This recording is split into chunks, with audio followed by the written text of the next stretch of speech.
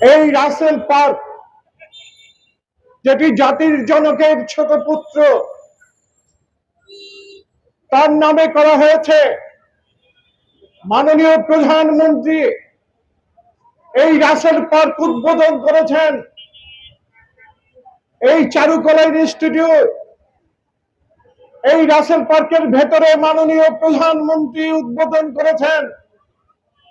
তারপরে এই কুচক্রী মহল, যাদেরকে আজকে নারায়ণগঞ্জে ঘৃণিত বলা হয়, যারা হত্যাকাণ্ডের সাথে সম্পৃক্ত, যারা বিভিন্ন হত্যাকর্মের অপকর্মের সাথে জড়িত, তারা আজকে সেই বঙ্গবন্ধুর পুত্র শেখ রাসেল পার্ককে নিয়ে আজকে কথা বলার সুযোগ পায়।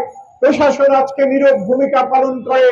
কিন্তু আইন যদি বলে, তাহলে বঙ্গবন্ধু পরিবারের উপর যদি কেউ কটূক্তি করে, তার বিরুদ্ধে তাৎক্ষণিকভাবে মামলা হওয়ার কথা। কিন্তু নারায়ণগঞ্জের প্রশাসন, নারায়ণগঞ্জের জেলা প্রশাসন, নারায়ণগঞ্জের পুলিশ প্রশাসন আজকে নীরব ভূমিকা পালন করছে। তার পেছনে একটা দুষ্ট চক্র জড়িত। এই চক্রের কারণে আজকে যখন নারায়ণগঞ্জ চারুকলা নিয়ে, নারায়ণগঞ্জের রাসেল পার্ক নিয়ে এটাকে পতিতা বৃত্তির জায়গা দেওয়া হয়, তখন আমাদের ঘৃণা জানাতে হয়।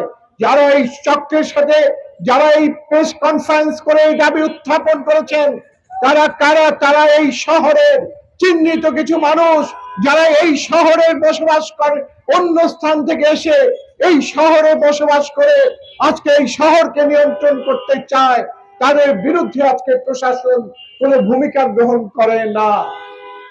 প্রশাসনের এই নিশ্চুপ মানে বঙ্গবন্ধু পরিবারের প্রতি যে আঘাত করা হয়েছে, সেই আঘাতকে তারা প্রতিরোধ করে না। প্রশাসনের ভিতরে ঘাপটি মেরে বসে আছে স্বাধীনতা বিরোধী চক্র, যারা এই চক্রকে ইন্ধন যোগাচ্ছে।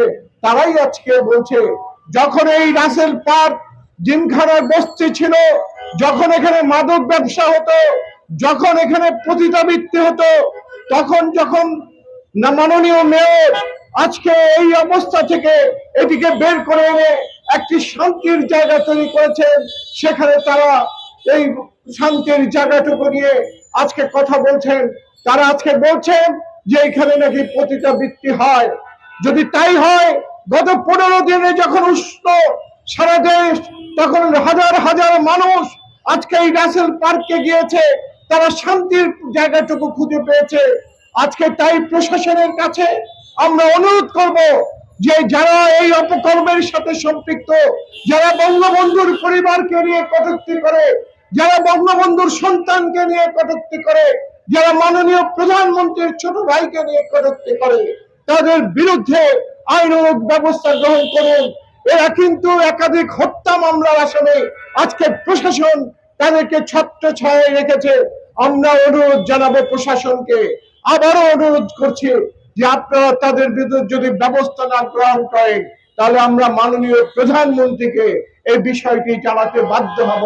এবং মাননীয় প্রধানমন্ত্রীর তার আদরের ছোট ভাইকে নিয়ে আজকে এই দুইজন মাওলানা প্রেস কনফারেন্স করে যে কটূক্তি করেছে, তাকে প্রকাশ্যে ক্ষমা চেতে হবে। যদি ক্ষমা না চাওয়া হয়, তাদের বিরুদ্ধে এই নারায়ণগঞ্জের সংস্কৃতি কর্মীরা তারা সোচ্চার থাকবে। ইতিপূর্বেও তারা মাননীয় মেয়রকে নিয়ে কটূক্তি করেছেন, আজকে রাসেল পার্ককে নিয়ে কটূক্তি করেছেন। ভবিষ্যতে তাদের আর আশকারা দেওয়া যাবে না।